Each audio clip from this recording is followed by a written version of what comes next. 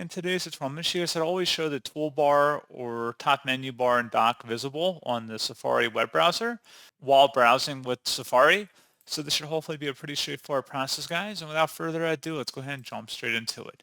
So all you have to do is select the Apple icon up in the menu bar and select System Settings.